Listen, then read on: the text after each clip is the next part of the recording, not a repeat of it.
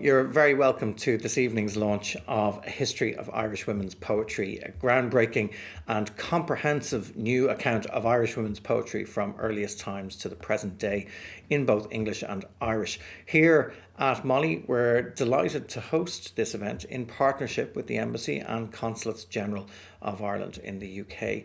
My name is Simon O'Connor. I'm the director here at MoLI, the Museum of Literature Ireland. We're located on Dublin St Stephen's Green. Don't forget, we are open now 6 days a week, Tuesday to Sunday from 10:30 a.m. to 6 p.m. With late opening on Thursdays until 7:30 p.m. So do pop in, visit us soon and say hello if you're passing. This evening, we're very fortunate to be joined by the book's editors, Alva Darcy and David Wheatley, and they'll be in conversation with Professor Sarah Prescott, who is the Dean and Principal of the College of Arts and Humanities at UCD. And we'll also get the opportunity to hear readings from poets Ciara Ní and Rachel Hegarty. So a really fantastic evening in store, and a big thank you in advance to all of our speakers and of course our friends in the Embassy and Consulates General. If you do enjoy tonight's programme, I'd encourage you to make a donation to the museum. So MoLI depends on donations to help us continue to deliver our ambitious programme to audiences at home and abroad, in person and online. So if you would like to make a donation, which would be most valuable, you can visit moli.ie/support to find out more. But that is enough from me. I'm going to hand you over to Denise Hanrahan, Consul General of Ireland in Cardiff, to introduce our speakers, and we hope you enjoy the evening. Thank you. Thank you, Simon, and welcome to all of you. Thank you for joining us this evening. My name is Denise Hanrahan. I'm the Consul General of Ireland in Cardiff, and it's a really great honour on behalf of the Embassy of Ireland to the UK and our now 3 Consulates General in Cardiff, Edinburgh and Manchester to be partnering with the wonderful Museum of Literature Ireland for this evening's launch of A History of Irish Women's Poetry. The co-editors of this groundbreaking collection of critical essays, Alva Darcy and David Wheatley, are poets and academics in their own right, each respectively based in Cardiff and in Aberdeen. And I think this really speaks to 2 of the most important calling cards and strengths that Ireland has internationally, our diaspora and our artists, particularly writers. In the last period, in recent years, we've learned so much about the importance of listening to a diversity of voices, be that internationally, in Ireland, society, politically and beyond. We'd therefore really welcome this history of Irish women's poetry and look forward to an uplifting and really insightful conversation this evening between Alva, David and Sarah Prescott. Over to you. Thank you very much to Simon. Thank you very much. Thank you. Thank you.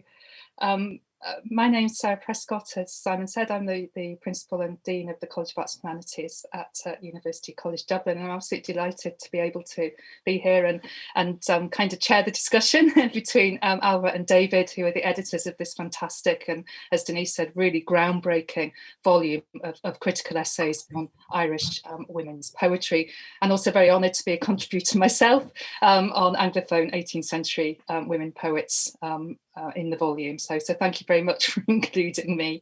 I'd like to kick off with a general question really to you both, is just at what point did you decide to do this, to take this on as a project and to edit this book?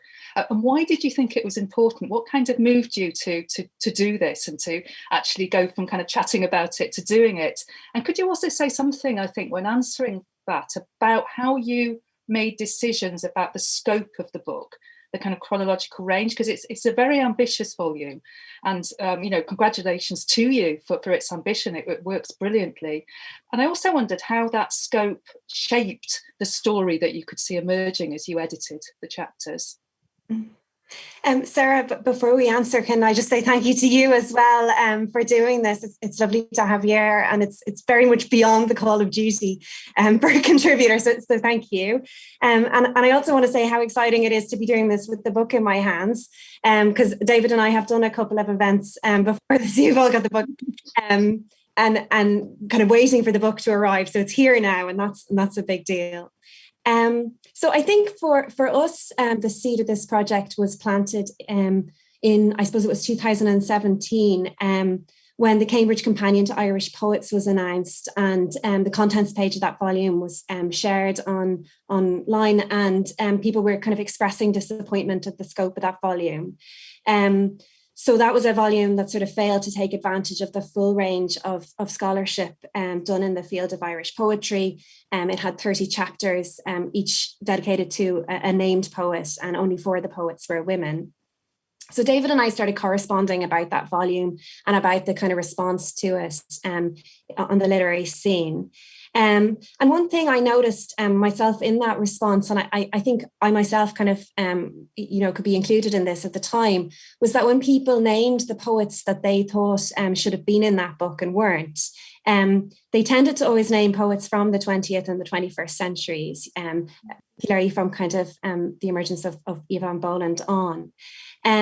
So I think there's always this kind of reiteration of a sort of tokenistic group of poets, and then a loss of the fuller, richer picture. So that was when we kind of realized that there was an appetite and a need for a volume like this that would give a sort of an overview of the full history of Irish women's poetry, and would give it from the earliest times and not just the sort of the most recent bit. So that's at least part of the reason for the kind of ambitious scope, which, as you say, it sweeps all the way from earliest medieval times to the present day.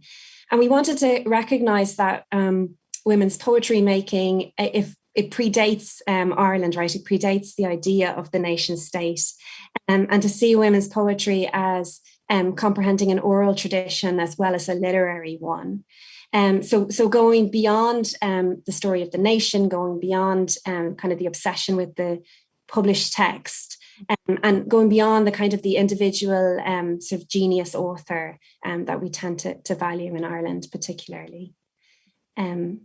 David, what do you want to add to that? I think that any big project like this coming together represents a marriage of, or an encounter of accident and necessity. I think even before we began, if you imagine it somehow existing like a platonic idea in the ether, then we have to coax it out. You might begin by saying, we need to have a chapter on so-and-so, or you might just as easily say, we need to have a chapter by so-and-so. What would so-and-so like to write? And then you ask them, and they don't give you the obvious answer, the thing they've written, so many times before. They say, in fact, this time around, I'd like to do this instead. And so, we do begin with a certain contour of what the project is going to look like, but then it shifts shape and comes into focus in unexpected ways in the act of actually doing it. Sarah, is it okay to put that question back at you and ask you, as a contributor, why you felt like a book like this should exist, and why you wanted to contribute your chapter to it? Yeah. First of all, I was delighted to see that it was happening, and really thrilled to be involved in such an important kind of revisionist project. I think some of the reasons you said. Firstly, I think it's simply that the book fills a crucial gap or gaps, and that's just kind of really obvious in our knowledge of Irish women's poetry. Like you say, we're either from kind of the 21st century or from the early modern or medieval, and what's great about this, it kind of gives you that scope. It also explores, I think, which was really intriguing, was why those gaps have occurred, why those omissions, why those silencings, why those silenced, actually, and also kind of thinks about how we might stop that happening again. Because it's a pattern in women's production, literary production. I won't say writing, because it's not strictly writing as such, where women kind of get recovered and then neglected, then recovered and then neglected. It's partly about the fragility of manuscript and kind of oral transmission, but it is also a critical paradigm that keeps happening. So I thought that was, you were doing really important revisionist work. And again, I've mentioned the ambitious chronological range, and I thought that was really interesting too. And what you have there is what I think David touched on, was the diversity of subjects and of scholars included in it. I mean, the title's A History, but it's not the history. So I think maybe that's deliberate. It could be many histories, or it could be different histories told within one volume, perhaps from more fractured histories to more kind of optimistic, looking forward narratives. And I think another really important part of this work is that it's at once an act of revisionist recovery, but it's also an account of the present and a look forward. So it's not this tidy history where you've got a beginning and end, and that's it, that's the narrative, that's the teleology, that's where we've got to.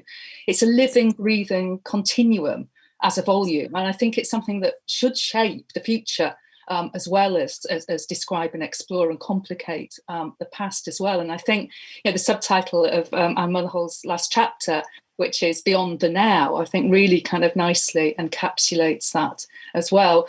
And I could go on forever, but I think my final observation would be that you have poetry produced in Irish and in English, and you also explore bilingual literary culture as well, because of a history of women's poetry just in English would only be half told without the Irish language. And I think the chapters as a whole show how we need to shift away, and my chapter sort of talks about this as well, from Anglo-centric paradigms to creating a history that is kind of coming out of its particular context rather than being compared to particular critical paradigms. And I think you talk about that very interestingly in the introduction, about how sometimes those critical paradigms fit and how sometimes they really might not be helpful. So I think that was those are some of the reasons why I was so excited. I'm just thrilled to see the end result. It's fantastic. But on a related note, Sarah, your chapter is titled Archipelagic Ireland, Women's Anglophone Poetry from the 18th Century.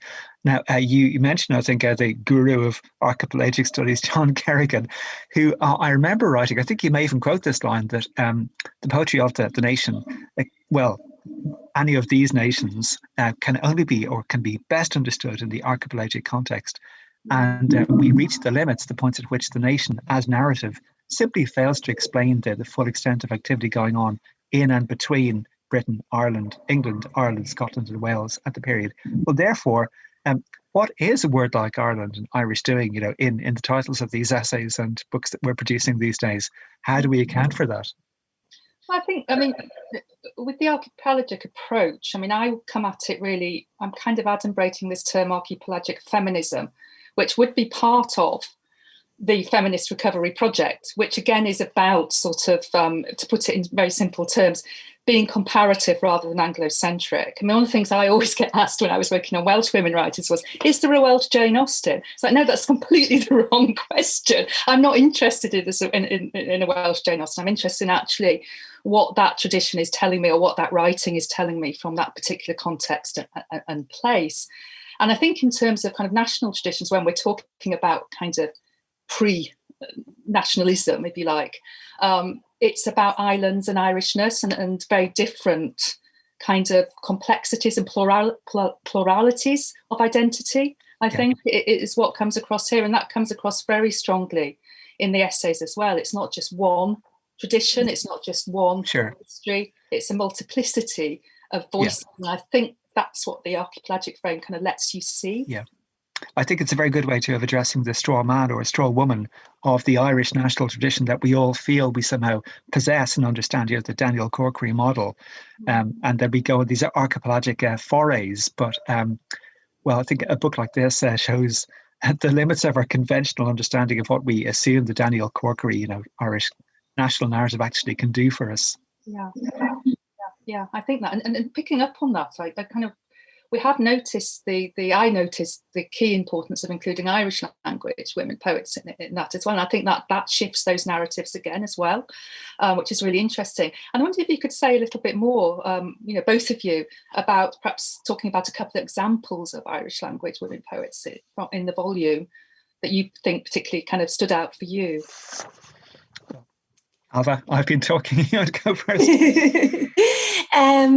Well, not particular poets so much, but Danielle Clark and Sarah McKibben have written a really interesting chapter, which just harks back to what you guys have just been saying about these kind of the pluralities of traditions, where they read 17th century Anglophone poetry alongside 17th century Irish language poetry. And I mean, these are two traditions that exist side by side and aren't in conversation at all. But once you read them under the lens of gender, you see the ways in which they're sort of comparable. They're dealing with kind of this complicated negotiation with a public voice in sort of comparable ways. So I thought that was really interesting. I think it was also really interesting to read. So once we've kind of taken that sweep through the oral tradition and from early medieval through the 17th through the 18th centuries, later on then to look at the modern poetry and how the modern poetry picks up on that oral tradition, and it has there's a kind of Daniela Tanova talks about a kind of historical vacuum that they're dealing with, where they're looking back at a time when the Irish language and Irish literature would have been at its peak, but at the same time they're writing in a moment where it's very much alive and kicking, and how they're kind of negotiating those two truths, and sort of constantly renewing the language out of that. So I think you see the modern poets differently than once you've sort of read about the oral tradition in the Irish language. I would just add that if in the archipelagic model, if we're hopping between territories, we also hop between different time frames. In my own chapter, which I had great fun writing, that was quite a challenge, with Biddy Jenkinson writing about the Gaelic 16th century in our own County Wicklow. I'm from there too, writing about Fake MacEula Byrne and things like that. And I mean, the incredible kind of audacity with which she simply enters that Gaelic world. Writes about having a copy of the Bardic book, the Lara Brannock, in the car park there in Glenmalure, and then you're at the court of Fake MacHugh, which maybe most people know from that Planxty song from their first album. But the sheer kind of intellectual command that she has over that material, and which is, without any question, very obscure. But for me to enter that world was a great adventure and pleasure. It's really interesting. I think we're a couple of minutes before our first reading, which nicely feeds off this, and it starts with a reading of a 17th century poem in Irish. There's one question came from Daniel Clark in the chat, which I think was about how do you balance, and the kind of oral tradition comes into this because it isn't necessarily about individual authors as such, or about kind of texts that are being transmitted. How do you balance the sort of grand narrative with a focus on individual kind of canon formation, who's in, who's out? I think that's hopefully Daniela what you're getting at. I mean, that was one of the first questions we grappled with, I think, isn't it, David? And again, kind of coming from this this model where you might write a history by taking a bunch of particular figures and saying these are the important Irish women poets, and not wanting to do that. So, I mean, we try to have it both ways in a way, in that we do have some chapters on kind of major poets, wanting to kind of deal with those figures in depth. But then we also have chapters that kind of offer surveys of periods, or chapters that take on particular themes or issues that have been really important in Irish women's poetry, such as Catholicism. I mean, I think a good answer to that would be the long tradition of single poem authors, people who survive in the canon for one single poem, whether short or long. I mean, I think in the case of the Irish language, you have the incredible example of Evelyn Duffney Cunnell, whose poem, it could sustain a chapter all to itself. But, she's a minor author in the sense of not being a self-conscious professional artist, working on her next collection of Blackford Arts Council grant. So if you want to follow the model of the strong author who will command the canon, well, she just isn't that person. I mean, her work is an accident in very important and interesting ways. But if you're looking at somebody anonymous who seems to be an abbess sometime in the 11th century and wrote 4 lines in the margins of an illuminated gospel, well, they have to have a place to go in a book like this. And if it's not a whole chapter devoted to themselves, then we've found, I think, a framework in which to include all kinds of writing from that all the way up to the strong canonical authors. And one thing you see all the way through the history is that it's a story of groups, right? It's a story of coteries and collectives and networks and women-led publishing presses and all these kinds of ways in which groups get together, communities get together and make poetry. That's very powerfully in the book, I think. Thank you. I think we're coming up to the time for the first reading. So David's going to introduce Kieran Nye, I think. Okay. Well, looking forward to our first featured reading then. Daniela Thanava's chapter has been mentioned a couple of times, a chapter on 20th and 21st century Irish language poets, in which Daniela points out that this is the first generation of Irish language poets in which women can be seen to comfortably outnumber the men writing. And as Daniela observes, far from having lapsed into a confident, placid post-feminism, this generation has been working very hard to counter the historical silencing that they inherit. And who better among them than Ciara Ní, who has been doing so not only through her poetry, but her activism with her generous presence on the scene, having founded REC, the multilingual monthly open mic night in Dublin, and also being the founder of Éireach Ateach Gaelach, a collective of LGBT plus Irish speakers in the arts, working to collaborate creatively and reclaim the history of LGBT presence in the Irish language. Now, for us this evening, she is simultaneously going to be, an ambassador for the Irish language and for the poetry of the past that we've just been talking about, minor, and one poem poet from the 17th century called Una ní Bhrin. Philip Brever, Funavach Granver Maltaki Ciara Ní, tá troch der hí sa lar mór seo I Lathnach a dachéad cuaige, agus clúgus cáil buinteach for Lathnach inis, ach go háirithe san legtaí fleachta. Agus meg tnú go mór leis an tafaidú tá dainte aci den ócáid seo. So over to Ciara. This poem is called O Thugas mo Gráchuit mo Lámh is mo Geala, and it was written by Una ní Bhrin around 1670 about her husband, the scholar Sean O'Nachtan. O Thugas mo Gráchuit mo Lámh is mo Geala, ein uair a bháinchuit a chean óg I Nachtan, chorla mo chorda, mo fort leat ní scarhead, mar barlum sa lámh leat, ná an óras na nangal. A stórach, Bhín bio sé mo róí go ceann bliana, gan dada ól ná lón bit díri, mo bhéal do bhéalsa, mo róid do chlíomhsa, ag éisteach do glóir glic do thógach mo fianta.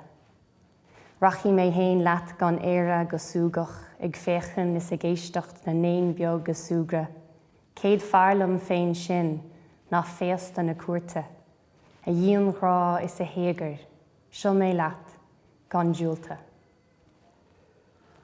And I'll read the translation as well. This is translated by Louis Dupuer. Since I gave you my love, my hand and my word, once and for all, young Sean O'Nachtan, I'll never leave you, in spite of my friends, for I'd rather be with you than dwell with the angels. I could live for a year, I know, my love, not asking for food or drinking a drop, with my mouth on yours, my hand on your heart. Hearing your small talk would heal my hurt. I'd make no delay but go with you gladly, watching and hearing the small birds at play, 100 times better than courtly banquets. My one love, my strength, I could never refuse. I wrote this poem in response to a series of photographs. It was a project with Pontio University in Wales. And the images in the poem are all taken from the series of photographs, kind of what I was looking at and what I wanted to write about initially, and then what I was forced to write about, what I was drawn to write about.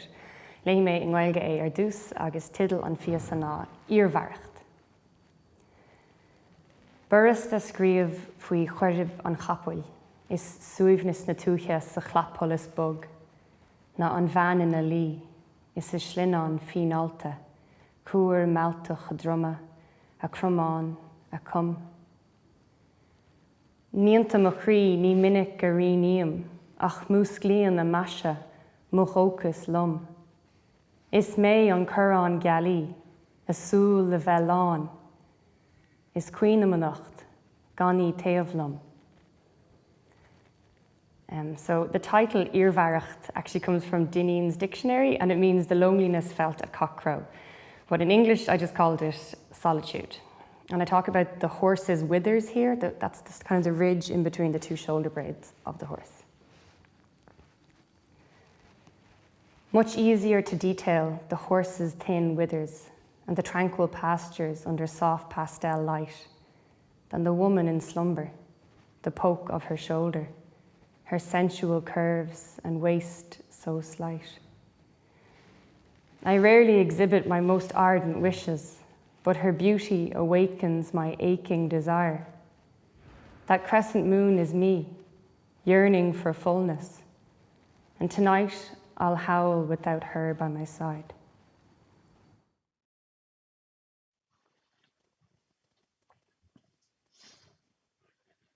Thank you very much. That was a wonderful reading of those two poems that you could see spoke to each other in really interesting ways, and the past, the Irish language, and translation as well, of course, which is something that the book also covers as well. It's interesting to see somebody translating their own work as well, because the politics around that are interesting. I'm interested to see the very obvious affinities between the first poem that Ciara read there and the poem I just mentioned before, her recording by Evelyn Dove.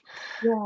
And who knows, I mean, whether Evelyn Dove would have been aware of that poem, but the way in which you have the marriage of the personal, your very personal subject matter, and the inherited conventions of the genre too.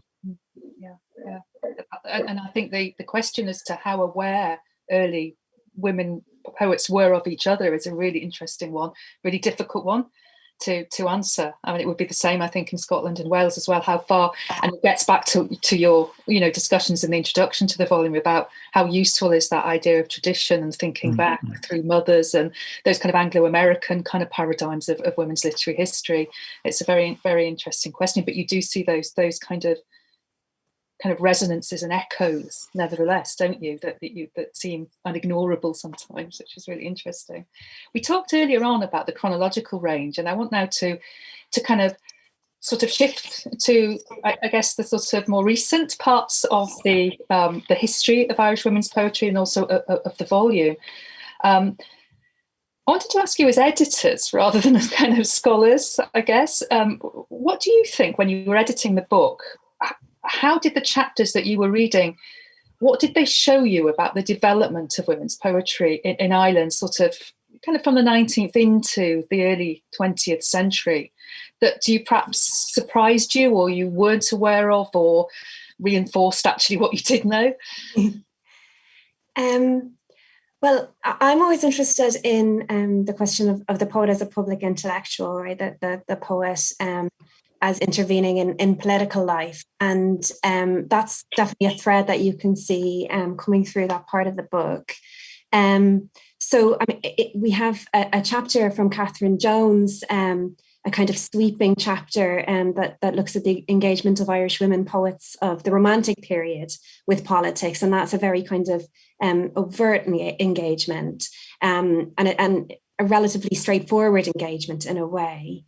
And then in the revival period, again, you have women poets. That's a kind of it's a very fruitful period for women poets, and they're kind of very much involved in the construction of the nation. And after independence, you have this sort of weird situation where you have this crew of incredibly experimental, innovative, exciting poets. And they're this weird place that they inhabit where modernism is kind of seen as dubious, is kind of seen as derivative. And then also women are, this is a culture that kind of valorizes the domestic role of women and the reproductive roles. So you have these extraordinary people who are negotiating this problem, and they just find a kind of staggering range of ways to reflect on their own roles and to innovate formally within that situation. So I thought that was fascinating. And I'm also always interested in how Irish women poets are at the forefront of responses to Catholicism in Irish society. I think that also comes through, that they're the ones offering the most sophisticated responses. They're kind of registering the damage that Irish Catholicism is doing, especially to women, but they're also salvaging Catholicism as a kind of as having creative potential and of potentially being the source for a kind of renewal of Irish culture.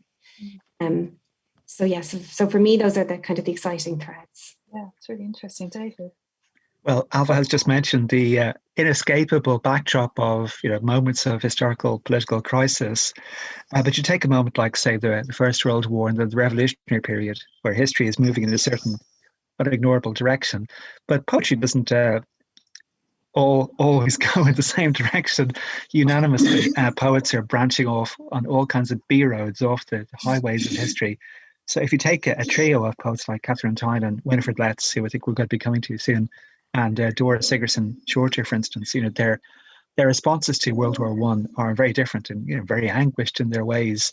The ways in which the war, because of the Irish contribution, should be seen within a kind of more expansive version of Irish nationalism that we're joining in out of solidarity with our brethren in Belgium or whatever. Or in the case of Dora Sigerson Shorter, living in England, she feels this terrible ambivalence and betrayal even with her relationship with Thomas Hardy, going to pot over what he thought of 1916, and the way in which she almost seems to have died for Ireland, as it were, this self-immolation poetically. There's just so much to be squeezed out of that, in which we do see, for instance, Matthew Cameron writes about that.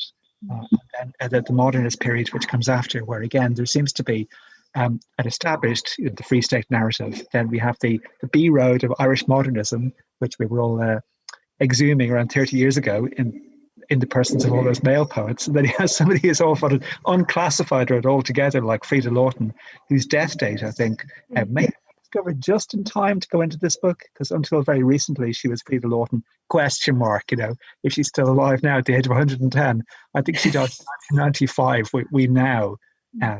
And she also forms such an interesting narrative strand within this book too. That's really interesting. And thinking about sort of continuities rather than disruptions, when I think about some of the 18th century poets that I was working on, that they do make very political comments, but they do it in very different ways from each other sometimes, but also they are politicized, but they do it in ways sometimes that are gendered, obviously. So they see things that pertain to, for example, a domestic situation from the relationship with England and trade, and how that affects them as women, and how the food that they're trying to put on the table. But they certainly are politicized in ways that actually were quite surprising to me, because some of the poems I was looking at are very conventional panegyrics to, kind of the vice regents coming into Dublin court. But actually beneath that, there's much more going on. And I think that's really interesting about that ambivalence as well. There's such a strong evolutionary sense in your chapter of the typical Anglo-Irish woman poet of that period, who is, of course, the colonial other, but then she increasingly comes to see herself as the explainer of Ireland to the heedless, the male Britannic presence back in her once home, and that in the act of explaining Ireland like that, she becomes more sympathetic and somehow begins to change sides, Yeah. Yes, it's really interesting. And thinking then sort of even nearer to us now, the book does talk about contemporary poetry as well, which is again one of the really exciting things about it. It takes us right up to the now and thinking beyond the now, as we talked about before the reading. So what does the book suggest as a whole, do you think, about kind of the state of Irish women's poetry in the now, but also in the last 21 years, is it, of the 20th century? And what do you think it's going to look like? And I think the last chapter does, adumbrate some developments that we see happening already that are very promising and very, very new. Yeah. That last chapter is so positive. It's so exciting, right? And so that's Anne Mulhall's chapter. And she writes about transformative energies, right? She talks about how poetry has become involved in social movements and in campaigns for social justice. She writes about experiments with form, and about poetry practitioners transforming poetry institutions, right?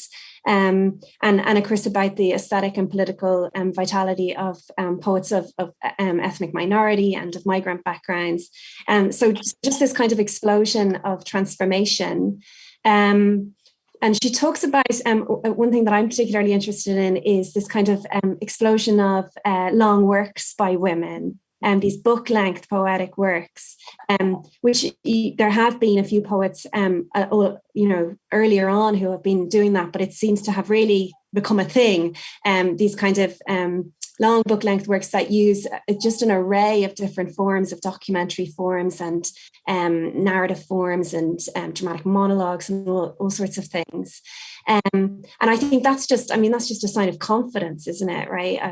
Of your confidence breeding confidence. So that's really exciting to see. I think that's a very important point, Alva. I mean, the old joke, it's Michael Longley's joke that somebody says, well, where do poems come from? And his answer is, if I knew that, I'd go there. Well, I think that last chapter, it does go there, and it really does go over the horizon and show what is coming down. The pipes, from the future. But I think all this transformation that you're talking about, I mean, not least among the items, the things being transformed is the form of the academic book, as in this book, but also I think of the next big generational poetic anthology that might come along. I mean, if you thought naively that all this activity means we'll stick a few extra people on the end of the next book of whatever, of Irish poetry, those long poems, they don't really lend themselves to that kind of, 2 or 3 pages of little lyrics that are that size. It suggests that the very form of the Irish poetic anthology would have to be reimagined rather dramatically, and I think that can only be a good thing. That's interesting, yeah. And also the role of the kind of performance spoken voice as well, thinking of Julie Morrissey, for example, and how do you then capture that, the performance as well, which is really interesting. Rachel Hegarty is now going to read a poem by Winifred Letts, and she's also one of her own poems. They're both river poems, which I think is really interesting because we've all been kind of really had a renewal in our appreciation of nature, I think, in terms of lockdown, and our daily walks. The rivers and in the countryside have been very, very important. So I think everyone's going to really enjoy both of the poems that Rachel reads. Could you tell me something about what Winifred Letts adds to your history? I think Rachel's going to talk about her context and who she was, but what do you? I think David, you touched on it just now, but I wondered if you could kind of summarise, either of you, what her presence in the book tells us. She also is a rather mysterious figure, because I did note in reading her again yesterday that in Lucy Collins' excellent anthology, she's described as being born in Wexford. But I think in our book, she's described as being born in London, was it? She moves around. We haven't know very much about her, but she did live to be around 90, so all kinds of different phases, like a lovely elegy for sing, in very sing-like revivalist style that I was reading. But then side by side in Lisa's anthology is a poem, a very hard-edged poem about a child in a tenement in Dublin and the kind of vision of poverty there. But then come the war poems in her own particular response to that. The poem about the deserter and the mother at home thinking of the child's sacrifice, unaware that the son has been shot as a deserter. And I'm sure that's going to come through strongly in what we're about to hear now. All those different strands. In her chapter, Lucy Collins writes about how she's a poet who's formally conventional, but who is challenging us in how she shifts sympathies, or she offers something other than a singular perspective on events. So she's always challenging us with unexpected tone or unexpected image, which I think is something. Again, a kind of recurring theme in the book, that if you have a very limited set of categories of what's conventional and what's experimental, what's new, that you're going to miss a whole lot of stuff. That often women's poetry is challenging in ways that we haven't learned to notice. So I'm going to introduce Rachel. Just going to check my notes so I do it right. So Rachel Hegarty's first book was Flight Paths Over Finglas, which came out in 2018. And that was a portrait of the working class community in which the poet grew up. And it was kind of championed by Paula Meehan, who described it as a joyous and clear-eyed book that draws on and augments the song tradition of an artistically rich area of North Dublin, and opens it to the critique and edge of contemporary poetry practice, to the winds of Japan, Boston, Walden Pond, Emily Dickinson's garden. We have a chapter in the book on Paula Meehan by Catherine Kirkpatrick, and she discusses, among other things, how Meehan's poetry embraces a public role in recovering and bearing witness to working class lives, but is never only a poetry of kind of one Dublin parish. Meehan's work is rooted in Dublin, but it intersects with ideas and strands in the whole wider weave of world poetry.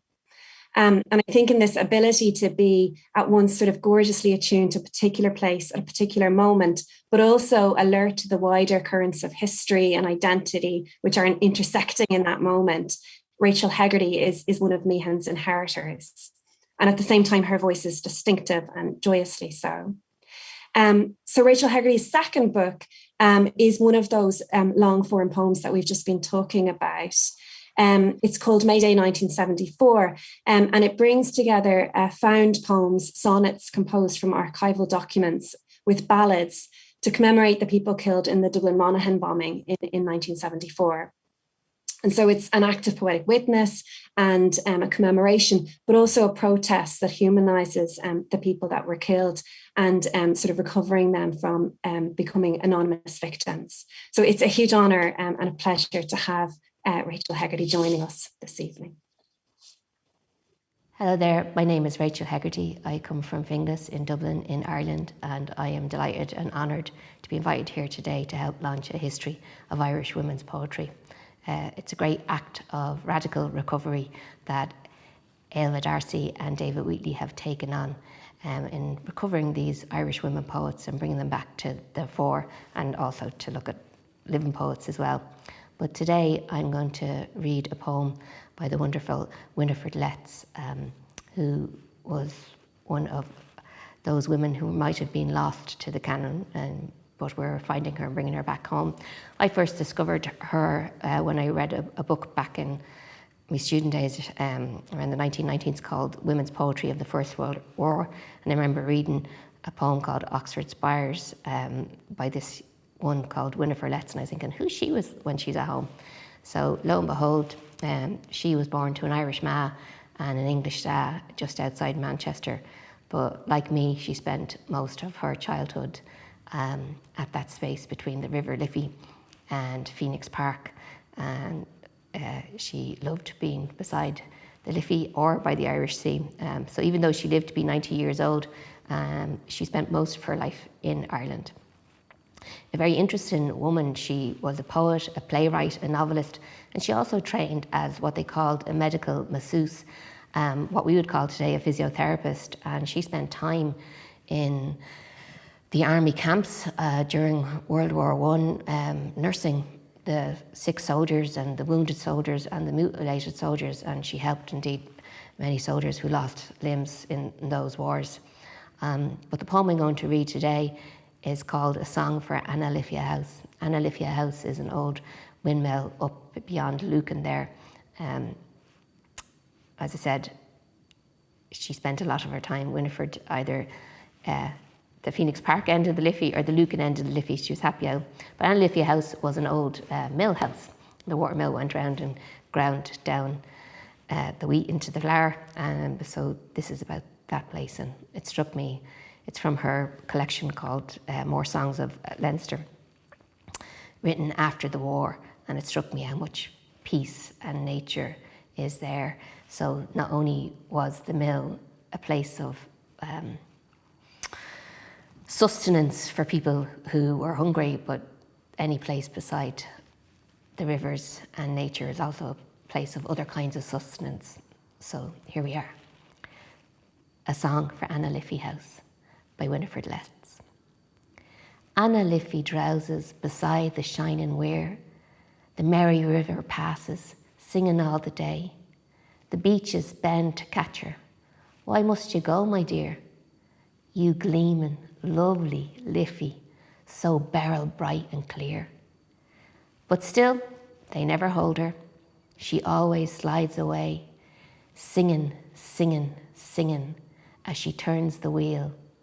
God be with the miller, God be with the mill, God be with the people who have their bins to fill, and God be with the sorry folk who hunger for a meal. Anna Liffey drowses with windows open wide. Great beaches stand as sentries on guard at either side. The heron is watching where the shallows run. The kingfisher passes, a jewel in the sun. All day the river murmurs, peace within the hall, peace upon the threshold, peace inside this house, Peace upon the sun and cat and the busy mouse. Peace upon the garden and on the baskin wall. The heavy laden fruit trees, the low humming hives. Peace upon the barnyard, the red cock and his wives. That God may smile upon you here and give his peace to all. There she is, the wonderful Winifred Lest. She lived from 1882 to 1972, 90 years old. Absolutely gorgeous. So I was invited to read one of my own poems, and I thought I would read a river poem as well, because I grew up in Finglas beside the River Talca, and many days were spent Fair Isle having adventures by the River Talca. So this poem is from my second collection called May Day 1974. So on the 17th of May, as many people would know, in 1974, we had the Dublin and Monaghan bombings, the so-called worst day of the Troubles. By the end of that day, there was 34 people dead. I was on Talbot Street with my ma and my younger brother Daisy when the second bomb exploded. However, the O'Brien family, John O'Brien, aged 24, Anna O'Brien, aged 22, Jacqueline O'Brien, aged 17 months, and Marie O'Brien, aged 5 months, were all on Parnell Street when the first bomb exploded and the whole family was killed.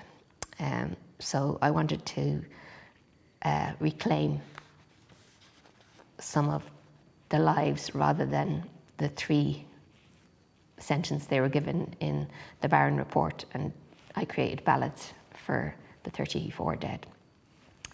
So this is a ballad for Anna O'Brien. What I miss about Finglas are the trees by the Talca. The river made the valley and the valley gave us trees. When the priest in Gardner Street drones on, I mouth me prayers like the others. But really, I'd be back by the Talca, walking the trail of trees in me head.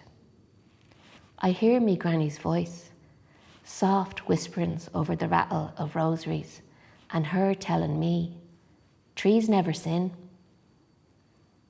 She names off the trees and their markers, the willow with its weeping limbs, the ash and its papery bark, the oak's sturdy trunk and tiny toppers, and the hazel with its nuts for hungry gaps. When the time comes, I'll show our girls the markers for different kinds of trees. I'll take them to the elder where me and John carved out our names when we was courting. They'll likely laugh at us, once young, and carving love on a tree by the Talca. Thanks very much, and best of luck with this wonderful new book, A History of Irish Women's Poetry. May it go on and on and on. Thank you.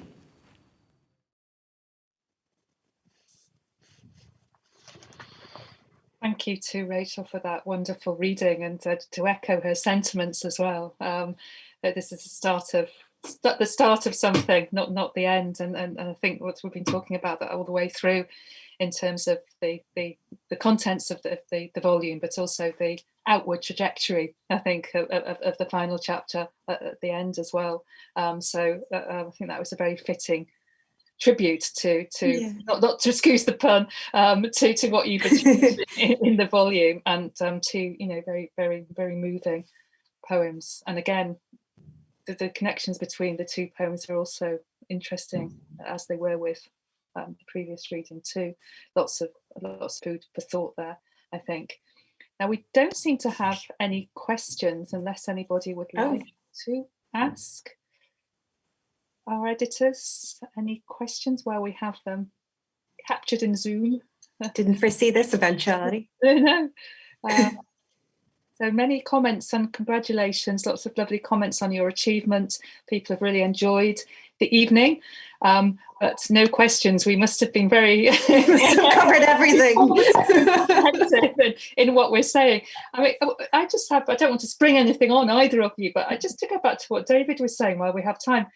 it's kind of what next, not necessarily for you, but you were talking about the next anthology would not look like this. Now, what do you think? I've been editing an anthology myself at the moment from thinking about anthologies. What do you think is the future for anthologies, and particularly an anthology, the next anthology about Irish women's poetry? I wonder, I mean, would it be more of a digital interactive? Is that where you think it's going, or just some ideas? I think it was just a very interesting kind of proposition you set up there, David. Mm.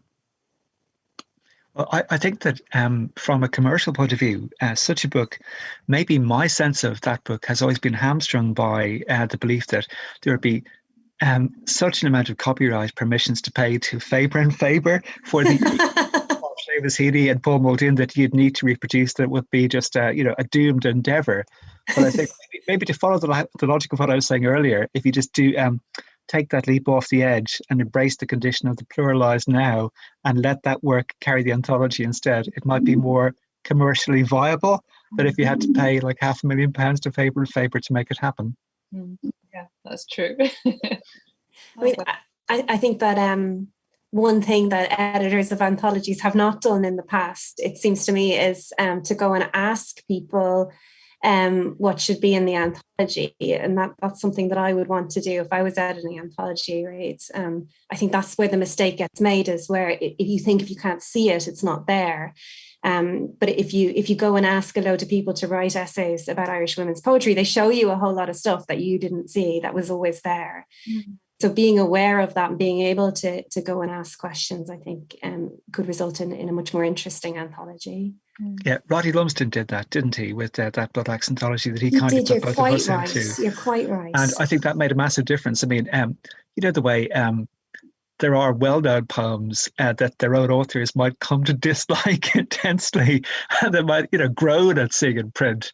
But if you have an editor who actually does want to make something creative of the occasion of the anthology and work with the writers rather than just saying, this, and this, like as though you were in a shop, I think that also is an act of creative anthologizing. And I think that's true. The rewards are there to be reaped. Yeah, absolutely. Some of these, like the poet that I talk about in my chapter, Catherine Phillips, because I think the chapter before that talks about more extensively.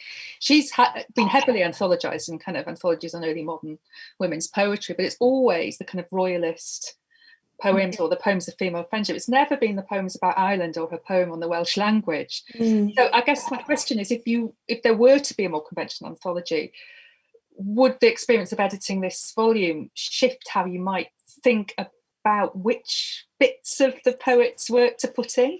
Because in the anthology I'm doing, we're deliberately choosing things that talk about place and locality rather than the kind of set piece poems. And some of the people are obscure, so there wouldn't be those set pieces, but sometimes there are those set pieces. And I think the interesting point about the long poem as well, and what do you do with that when that actually becomes a kind of cultural phenomenon, if you like? How do you then anthologize that? I mean, sort of the dreaded extract that all of us who've taught poetry are kind of dread in a way, but sometimes of necessity have to use in terms of teaching as well. Because one of the things I think is really heartening about this is how does this affect the next generation of critics and scholars as well, people who want to work on Irish women's poetry from whatever particular period, and how this might shape their perceptions and might shape how we teach the material as well. Yeah. Well, I don't know how far along the road you are with the anthology. I know that has been emerging from your own scholarly work. But I think, if we're such a project to happen, the groundwork has been laid for it. I mean, somebody's got to do it at some point. I mean, as far as using it for teaching is concerned, I hope that with the large numbers of people who've tuned in to listen to us tonight, there seems to be enough of a groundswell to get this book into an affordable paperback too, so more people, including students, can read it. Yeah. Father, any thoughts?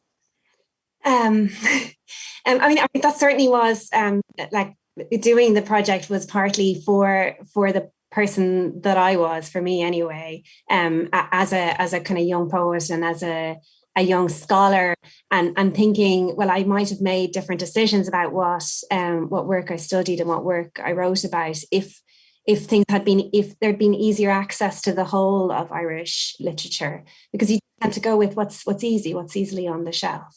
Mm-hmm. so yeah, I hope that the project does change how, what can be used in the classroom, what's used kind of under pressure. I can't remember what you asked in the first place about the anthology. Oh, I was just going to say that there's an anthology, Stairs and Whispers, which is an anthology of poetry of disability, and it's a conventional book, but it comes accompanied with video poems online and a full recording of the book, audio recording, and one of the things that happened when that book was put together was that sort of new work was triggered by the need to kind of produce the poetry in different forms, and had a kind of creative effect on the poets participating. So I thought that was cool, and just throw it out there. I think, if you were trying to do honour to the poetry of the now in the Irish poetry, I think you'd want to do that kind of thing.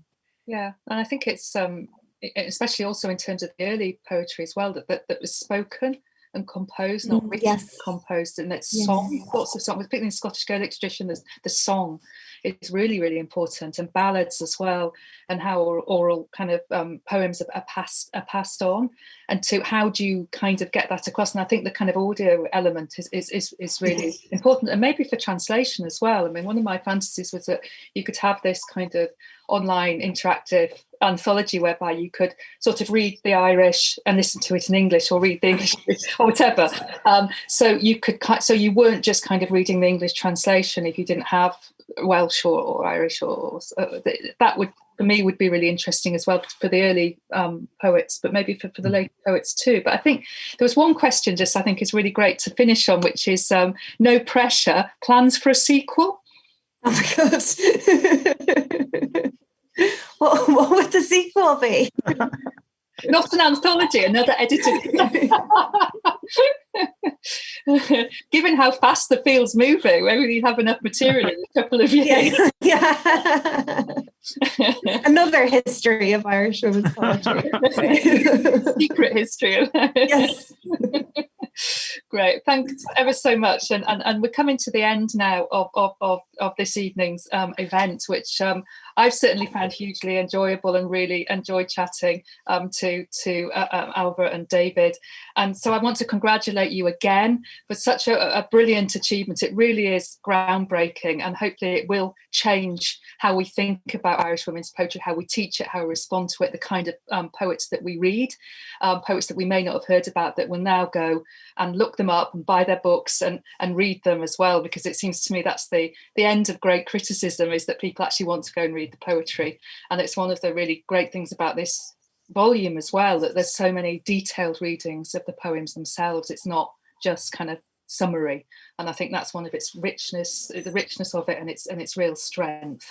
So we did want to say something about where you might buy she said, tantalisingly holding up and of course all good bookshops, the best of which of course is in MoLI, but I think there's been problems with distribution, so if you were really keen to get it straight away, I think the website, Albert, did you want to say? Yeah, that's right. Cambridge University Press website are offering 20% off. And the secret code is Darcy21. So that's very memorable. And yeah, if you just plug that in, you'll get your 20% off. It is a very expensive book at the moment. But like David said, we're hoping that there's so much interest in it that we will be able to produce an affordable paperback. Yeah, let's hope so. And I think the link's just been dropped in the chat there by Laura. Thanks very much for that. So thank you again, and thank you very much again to Denise Hanrahan and the Embassy and the Consulates General, all to the team at MoLI. Thank you for your technical expertise. Everything went very smoothly. And thank you to everyone who joined us. It's a shame we can't see you, but when the next volume comes out, we'll see everybody in person. Thank you very much. Thank you. Thank you so much. Yes, thank you so much. Thank you.